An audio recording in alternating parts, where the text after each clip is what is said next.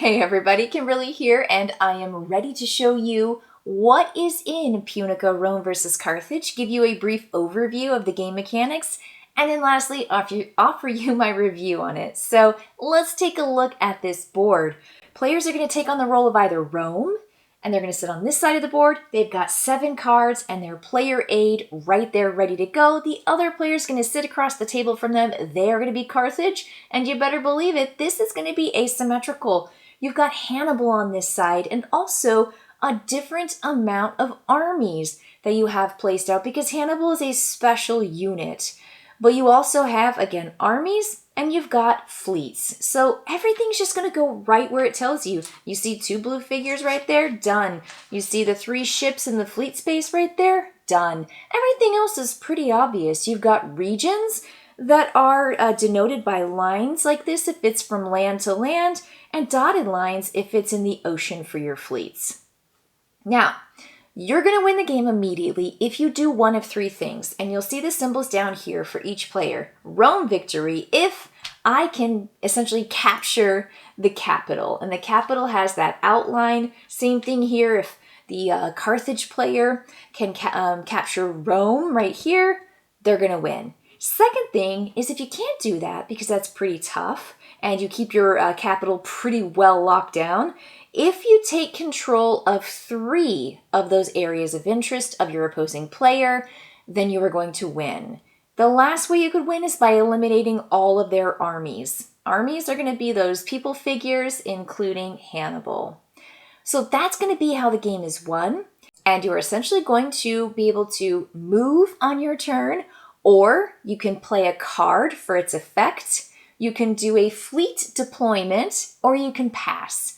And this is where we get into the cards. Players have 7 cards and all their cards are unique to their faction.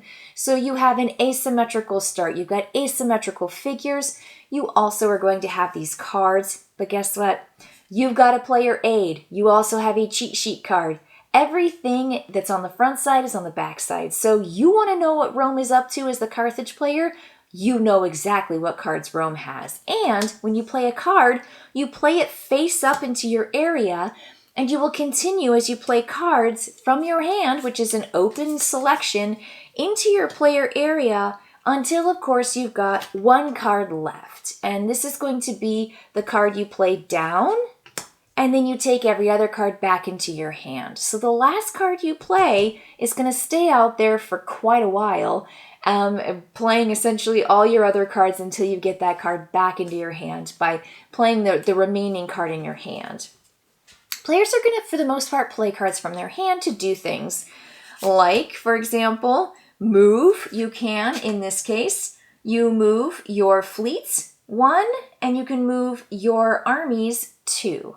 And it's just as easy as that, right? 1 fleet can perform 1 movement and armies can perform up to 2 movement. Done. There we go. These actions can be performed in any order. And so you are going to execute this. You're going to mobilize. You are going to keep playing cards until, of course, you get into the same region with your opponent. And that's when a battle happens. And battles are pretty straightforward, easy, clean, and has just a little bit of unknown factor. That is what the number in the top corner is. So this is going to be the strength that you get to add to your existing armies. And every army and fleet is going to be 1 value point towards fight, unless you're Hannibal and you are the attacker, in which you get to have 2 strength. So let's say we've got these armies, this guy moved around this way, and then these 2 somehow got up here. Let's just say we have a fight going on right here on the side. Players are going to look at their cards that they have remaining in their hand, which may not be all your cards.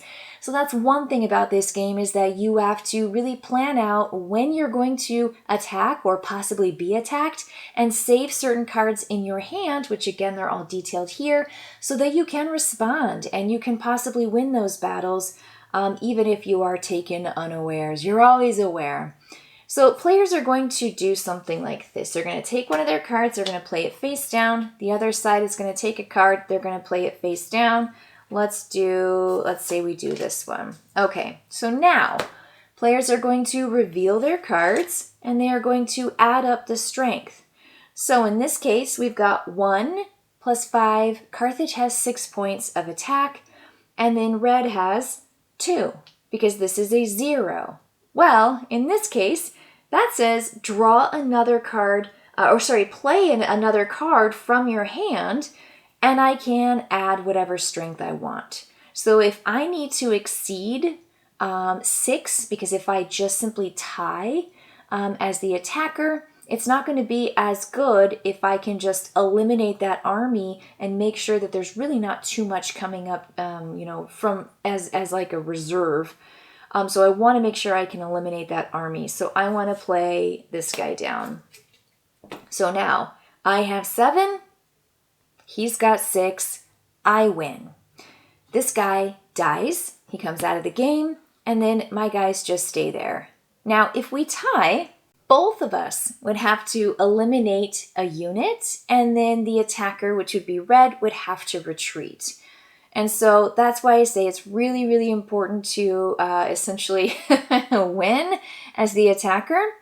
And then these cards, again, they're all going out. These are going to be part of those played cards that you do not have access to. So every single card in here is on both sides, again, with every single description and just possibility. I think it's really, really helpful to know what's going on with the other player, how they're mobilizing, and then how you can possibly see how well they're doing, what cards they have in their hand, and when you can really go on the attack and defeat them. So this is a 20-minute game, and I think the cards, again, are really important. It's important to play both sides and figure out the game, just to see what the strengths are for Rome and what the strengths are for Carthage, and how to use Hannibal in the best way if you are playing blue or Carthage, but getting to know the decks particularly well. And because this is a fast game, you can do that. Now, is this my favorite 20-minute Rome battle game? Probably not. I have to say, I still have a favorite. It's called Caesar Sees Rome in 20 Minutes by Paolo Mori, and everything just has to keep being compared to that for me. I mean, once I played that game, I was like, this is great. That's my idea of the best mechanics for me, the best tactical versus big global kind of strategic play. It's a fast game. It's a fun game. It's really compact, much like Punica is. It's the same size box. So for me, it's not that, but it's good. It's really good. It has a nice card system, and you really do have to understand how each of these different factions work. And I love the way it's presented. It is easy to get into. There are clear-cut, easy rules, and everything is just accessible.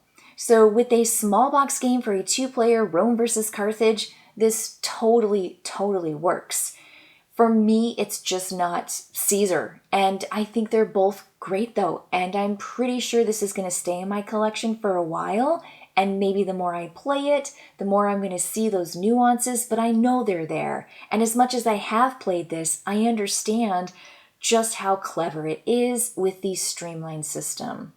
So that's going to be it from me, Punica, Rome versus Carthage. Sink your teeth into this 2-player, 20-minute tactical battle game. All right, I'll see you later, folks. Bye.